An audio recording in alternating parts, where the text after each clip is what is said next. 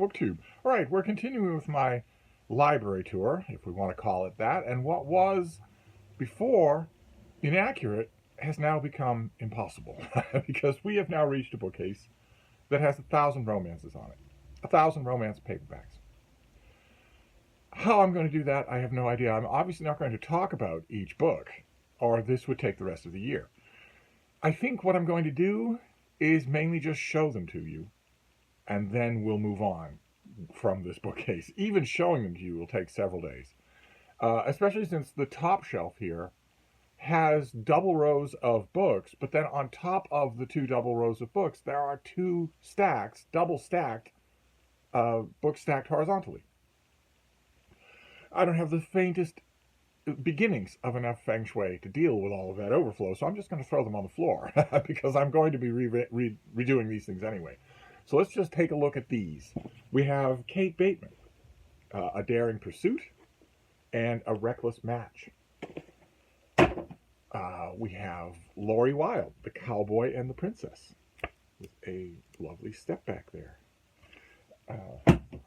We have Sophie Jordan, The Duke Goes Down. Kindly get your mind out of the gutter, although if your mind is in the gutter, you will find Paul Marin waiting there. We have Eloisa James. This is Say Yes to the Duke, with a nice step back there. We have Sophie Nash. This is an advanced copy of the Duke Diaries. Stately Pile, half undress. We have Amy Rose Bennett. This is Up All Night with a Good Duke.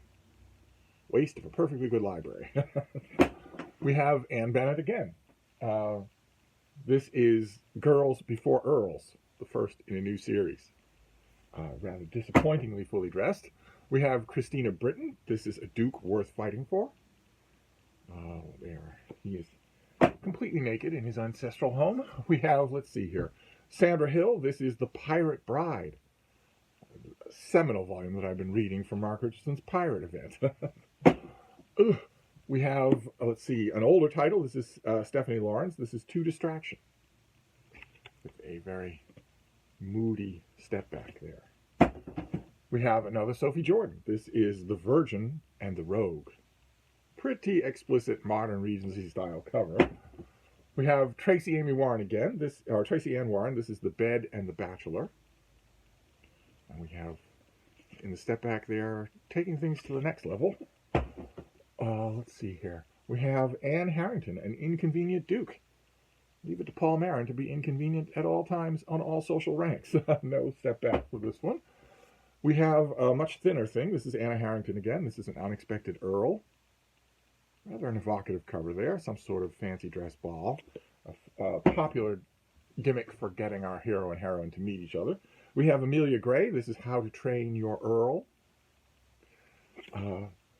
Let's see here. Another older title. This is Christina Dodd's The Greatest Lover in All England. I once had this without the big obnoxious advertisement on the cover and got rid of it, and then found it again for a tiny price with the huge obstruction on the cover. Then we have Gina Showalter. This is Heart of the Dragon, one of her supernatural romance novels. A nice intaglio there on the cover, if you're paying attention to that sort of thing. We have, let's see here, Samara Parrish. This is How to Survive a Scandal. Again, a lot of these are these more square Kindle-shaped books. We have Amelie Howard. This is The Princess Stakes. Let's see here, another Amelia Gray. This is A Gentleman Never Tells. Stately Pile in the background, half undressed in the foreground. Ooh. Let's keep going here. We have Deborah Mullins. This is an older title. This is A Necessary Husband. There is a dynamic to this cover that doesn't often happen in modern covers anymore. We'll be talking all about covers as we go on. Then we have Lorraine Heath, The Earl Takes a Fancy. Got her rather uncomfortably positioned on the staircase there, but I guess this was before the phrase "get a room" was in currency. Then we have Lisa Kleypas, Cold-Hearted Rake. Stately Pile, Period Dress That Is Wrong, Plenty of Flowers, and then a step back for The Partial Undress, with another view of the Stately Pile. Let's see here. Sabrina Jeffries. This is Project Duchess, a fantastic novel, just terrific. I never give anybody specific recommendations when they ask. I don't know anything about romance novels. Where should I start? Because usually there's a lot more work to be done than just what book to start with, and we should start with the work rather than the book. But once people get that work done and they want a good all-purpose Regency recommendation, I always recommend this book, Project Duchess. Then we have Gail Kalin. This is Love with a Scottish Outlaw. She's wearing more than he is. We have a lock in the background. Scottish romance.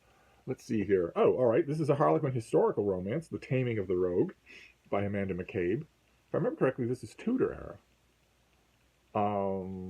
Is that right? Or are we not? Are we not even going to say? We're never going to try. No, 1589. So Tudor era. You can sort of kind of tell from his costume, but the Harlequin historicals, there aren't many of them on this in this bookcase, as far as I can remember.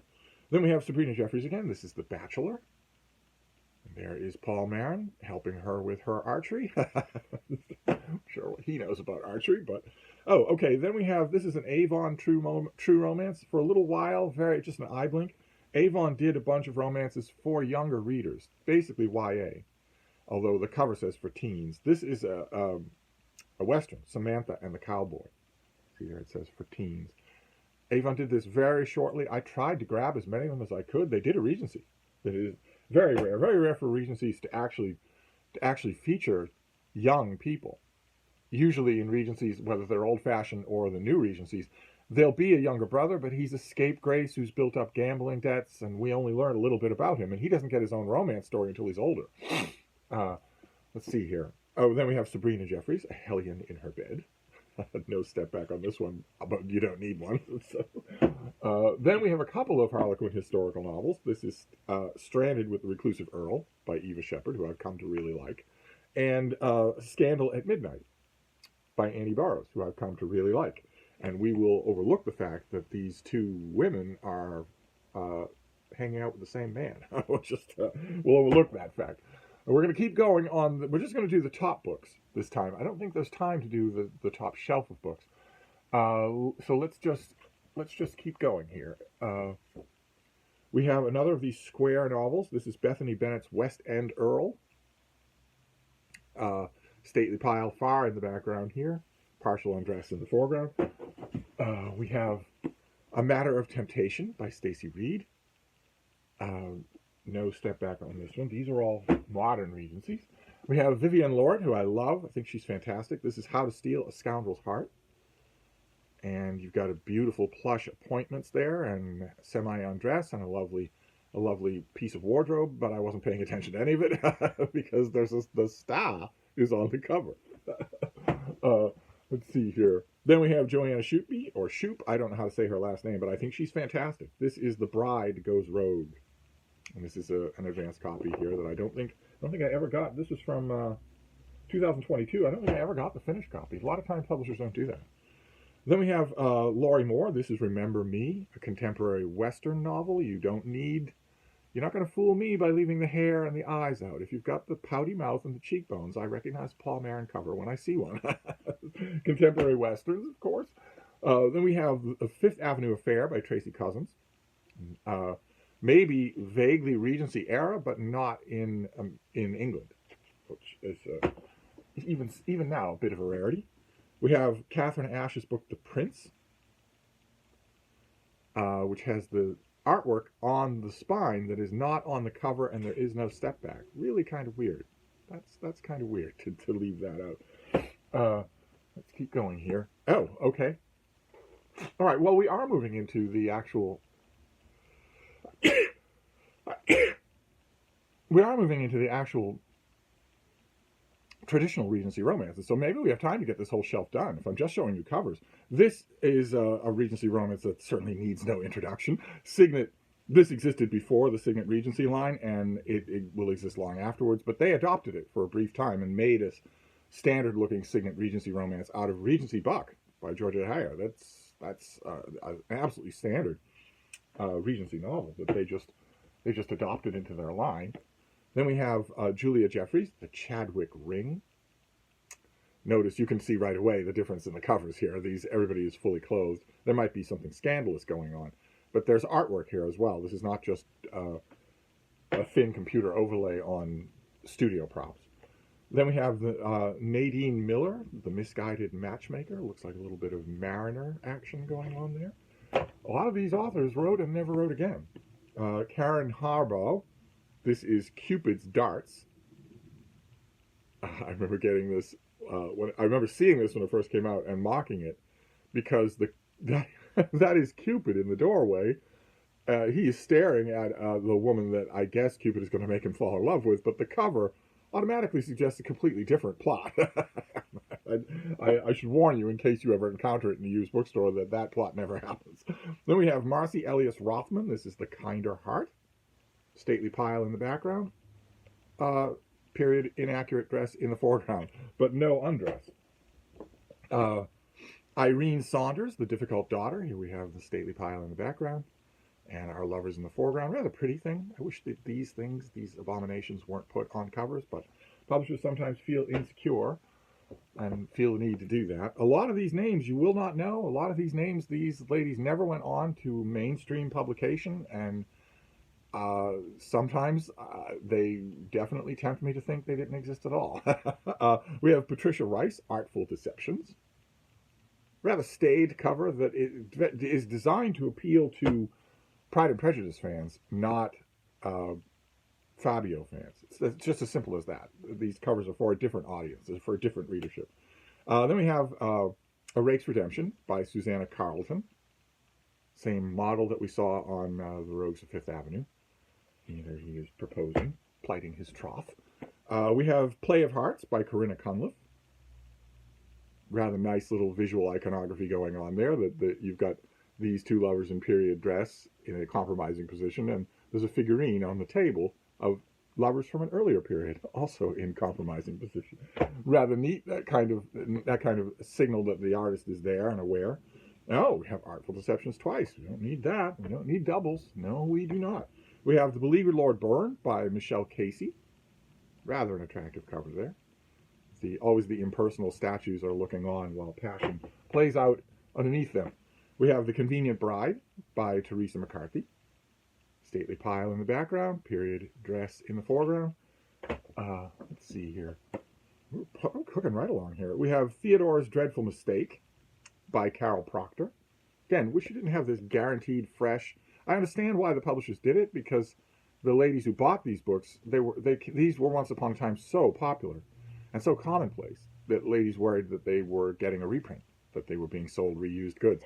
So the publishers often try to reassure them. We have Donna Simpson, The Duke and Mrs. Douglas. Very simple cover, clearly designed. You are meant to start telling stories when you look at that cover, but it is not meant to suggest anything suggestive, if you know what I mean. We have Joy Reid. This is, but not the teleprompter reader Joy Reid. This is a zebra Regency romance, The Baron and the Blue Stocking, which is definitely an old style Regency, because modern readers will say, "What on earth is a blue stocking?" They might even say, "What on earth is a baron?" Then we have Anne Barbour. This is A Talent for Trouble. She is painting something, and he seems skeptical. Once again, the waste of a good library. Let's see here. Amanda McCabe, Lady Rogue. This was so good. Such a good book. This was one of the books. This may have been, in fact, have been the first one that really told me that when it comes to Regency, when it comes to romances just in general, it makes good sense to follow an author. An author will never disappoint you, and Amanda McCabe is one of those authors. Then we have The Reluctant Smuggler. Very simple, stark cover with the cliffs and the sea in the background. Hardly a hint of romance. We have Anita Mills, The Devil's Match. They are almost recumbent. He's got flaming red hair, in case Cupid wants to take notice. We have Anita Mills again. This is The Rogue's Return. He is obviously wearing some sort of artist's smock of some kind, and the guy in the coach does not approve. Let's see here. Elizabeth Fairchild, Lord Endicott's Appetite. Not a stately pile in the background, instead a rustic retreat in the background, and a picnic. Picnics often feature on these old Regency covers. We have Elizabeth Fairchild again. This is The Silent Suitor. looks like he's talking a blue streak. Maybe it's not him. Let's see here. Elizabeth Fairchild again. This is Breach of Promise. He is soft focused, almost out of existence. I wonder why. I wonder why. What kind of model did they get? We have Elizabeth Fairchild again. The Love Knot.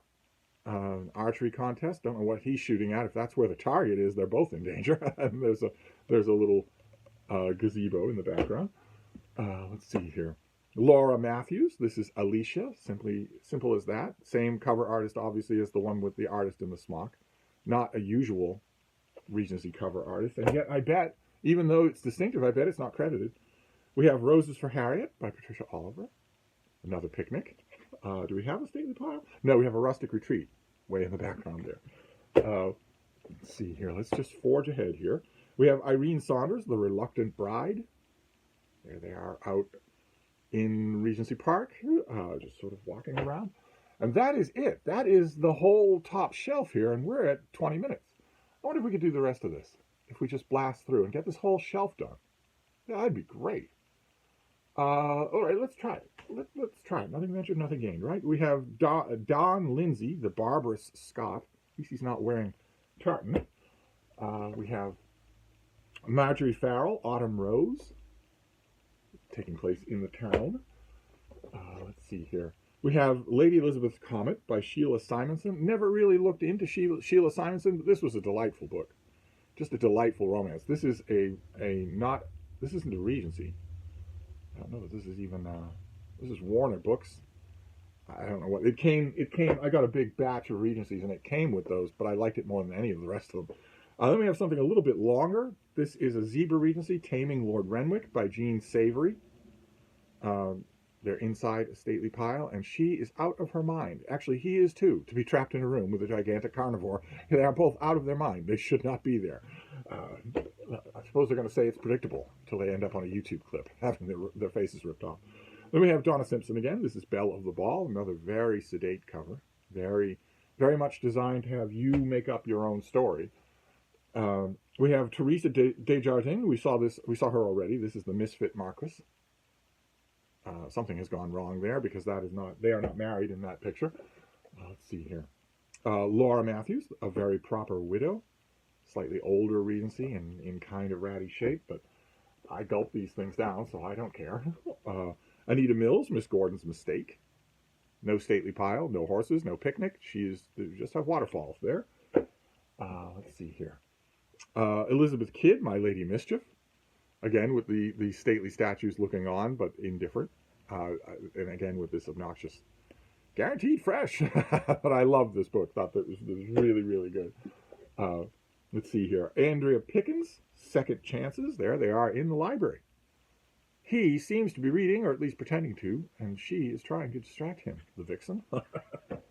Let's see here. We have Andrea Pickens again. This is Code of Honor. Once upon a time, periodically, I will take all of these things down off the shelf and make separate piles in an attempt to separate out all of the writers and find out how many of which I have. And they end up destroyed anyway. They end up just anywhere anyway because I'm always picking at them. Then we have Evelyn Richardson. This is Lord Harry's daughter. It's another terrific Regency. This one is really, really good. Let's see here. I wonder if a lot of these are ones that I've read. The Unofficial Suitor, Charlotte Louise Dolan. There they are in a hunting attire in a parlor, a well-appointed parlor. Let's see here. Laura Matthews again. This is The Proud Viscount. And again, we have that strange cover artist who is not like the others. Now, let's see, you can see right away that these are by two different people. And that one is pretty distinctive. I should look into that. Let's see here. The Former Fiancé by Teresa Desjardins. We have a stately pile? No, we don't have anything. They're just out on the heath. They're just out on the heath. He's dressed for the weather, and she's not. Let's see here. The Impetuous Heiress by Jane Ashford. Lovely thing. Look at that cover. Just lovely. Don't think I've read a lot of these, but I have worked my way through my Regencies. I need a lot more of them. We have Saving Lord Verwood by Elena Green.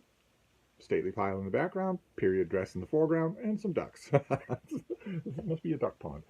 Let's see here. Miss Shartley's Guided Tour by Cara Kelly. Is that a tour of the continent? Fairly stark cover. You would do this artwork and you would leave this space blank because you knew that was where everything was going to go. All the indicia. Let's see here. The Kindness of a Rogue. This is a Signet Regency romance by Nancy Butler. We're bouncing all over time here, but you can tell that this is drifting much closer to just photo covers, which is what all of these romances have now. They have just photo covers. Then we have Edith Layton, False Angel. Once again, the archery contest. Once again, the butt is behind them, so I don't know they're in danger. But this is clearly different. This has models, but this is carefully sketched. There's artwork involved here, not just photoshopping. And you have a stately pile in the background there. Let's see here. Let's keep track of this. Keep track of what we're doing. We have Shirley Kennedy, The Selfless Sister. Once again, we go back to photo. That is basically just a photo with a little bit of embellishment.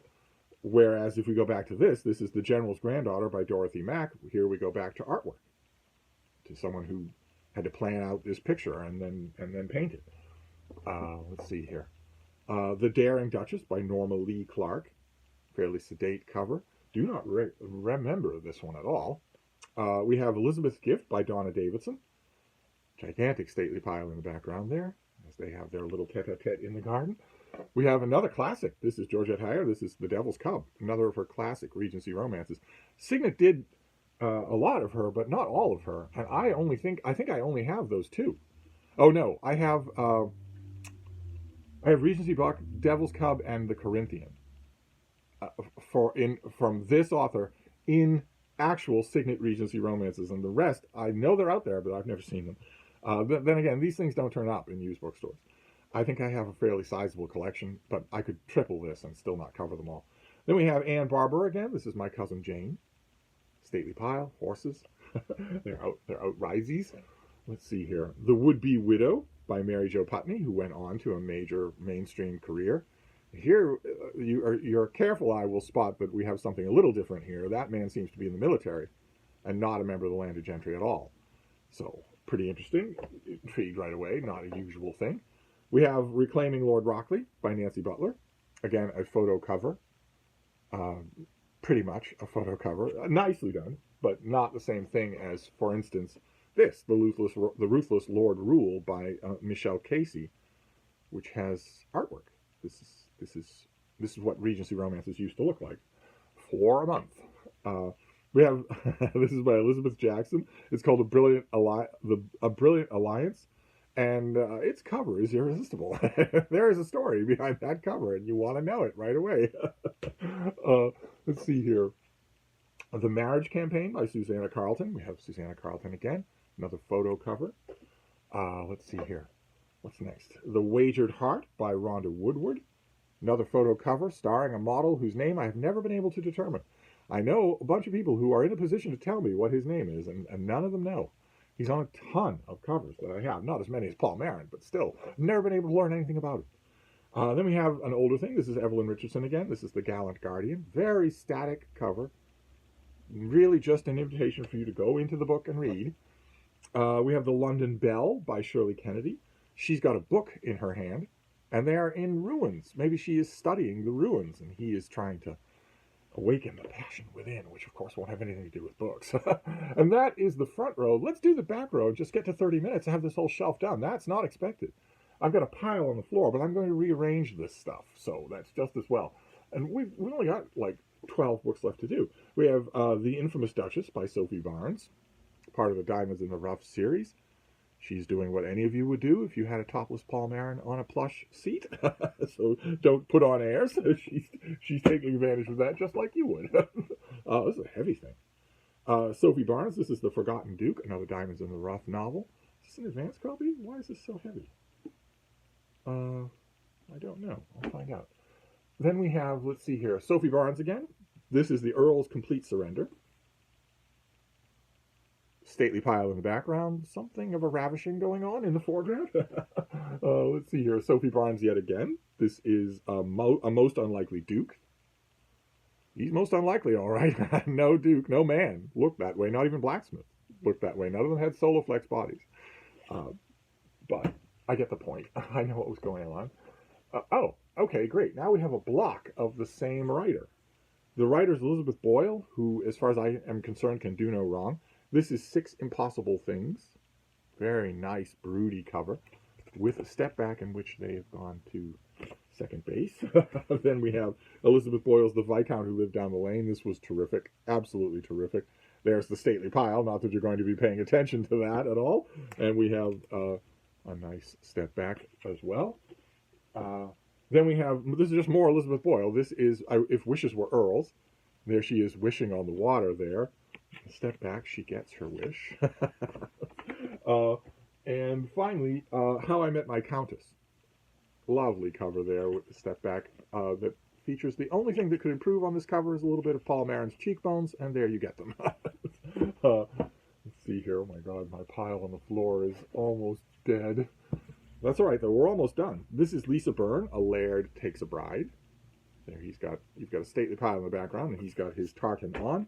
You've got A Rogue by Night by Kelly Bowen. And let's see here. This is a Celeste Bradley, Rogue in My Arms. Very sedate cover there, but then we have a slightly more engaged step back. Let's see here. What's the next one? This is an anthology called Rescue Me, starring with work by Sherry Adair, Laura Lee, and Cindy Gerard. I confess I was drawn in by the cover, but this was my introduction to Sherry Adair, and I really liked what I read. Let's see here.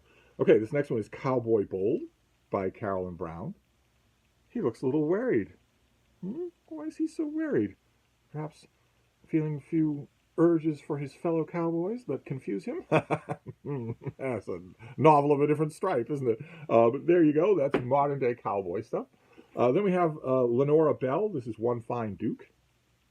No step back here, as far as I know. No. This is part of a series that I think I've enjoyed it. Doing this many romances in a row is blurring it for me. Then we have Victoria Alexander. This is Deception with an Unlikely Earl. And here, she is clearly not in England. We are with the pyramids behind us there for a bit of archaeological hanky-panky. Then we have The Lady Traveler's Guide to Larceny with a Dashing Stranger.